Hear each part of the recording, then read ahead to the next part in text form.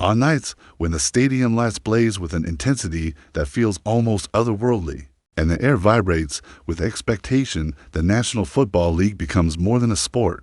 It becomes a living arena of tension and consequence where every step, every breath, every decision carries weight. That atmosphere was alive in Denver when the Broncos faced the Kansas City Chiefs. And in the midst of that crucible, Sean Payton found himself at the center of a moment that reflected the sheer unpredictability of football drama, a moment that did not involve a touchdown, a turnover, or a game-winning drive, but instead an unexpected collision between coach and referee that captured the imagination of everyone watching. The third quarter unfolded with the scoreboard frozen at 6-6, a deadlock that amplified pressure across every inch of the turf. Sean Payton, veteran coach who carries decades of experience and battle-hardened instincts, stood on the sideline with the kind of focus that can only be forged through years of living inside this sport. Play after play, he locked in without wavering. His body language told the story of a man who sees football not as a job, but as a deep-rooted calling. As the play progressed, Payton drifted closer to the field, pulled by the intensity of the moment like a magnet drawn to steel.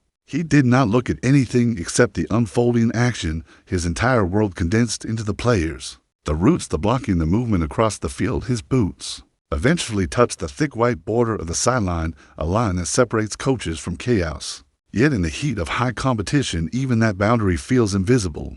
But Payton was not the only one fully immersed in the unfolding moment. Referee Derek Bowers sprinted down the sideline with the precision and urgency demanded of his position. His responsibility was to stay as close to the play as possible, to maintain clear vision and absolute awareness, and so he ran at full speed. Without any hesitation, his focus was locked ahead on the athletes in motion. He did not skim laterally. He did not anticipate that a head coach would unknowingly shift into his lane. And then the unavoidable happened. Bowers and Payton met in a sudden jolt of bodies and momentum. The collision sent both men to the ground in a scene that shocked the stadium and momentarily froze the sideline. Sean Payton rose quickly, a testament to the toughness that once defined him. As a former professional player long before his coaching legacy began, his eyes remained locked on the field as if the world behind him had never existed. The hit did nothing to disrupt his concentration. He did not argue. He did not react. He simply watched the play as if nothing unusual had happened. That in itself spoke volumes about the intensity with which he approaches competition. But the referee did not rise with the same ease. The impact had thrown Bowers off balance and sent him rolling partially onto the field turf. He braced himself, pushed up from one knee, and as he regained control, he followed league protocol with steadfast obligation.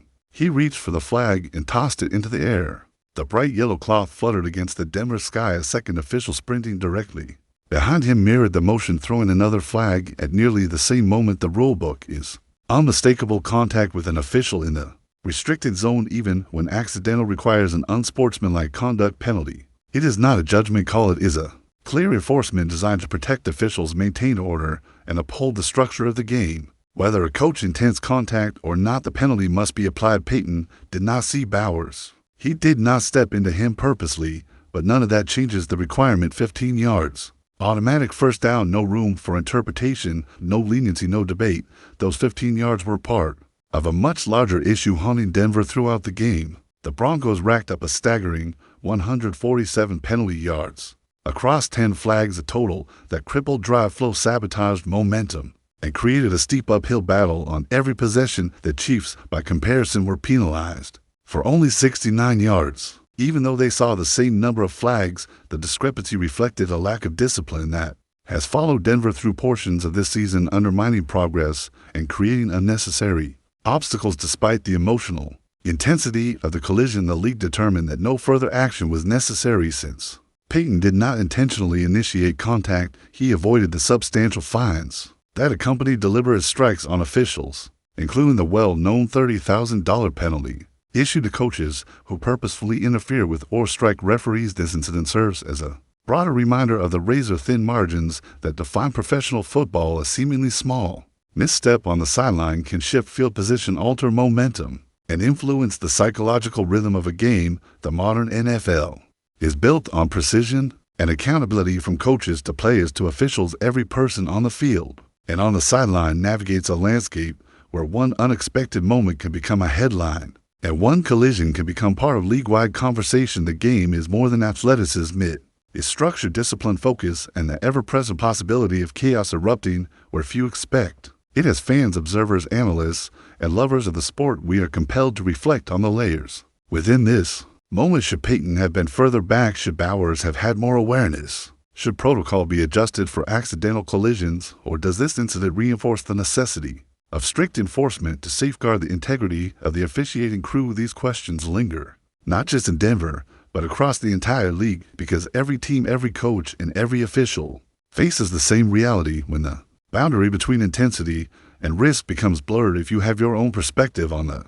collision, the penalty, or the larger implications for Denver and the NFL, I invite you to share your thoughts. Join the conversation in the comments and follow the channel for more detailed breakdowns, deep football analysis, and coverage crafted for fans who live the game as passionately as the people on the field.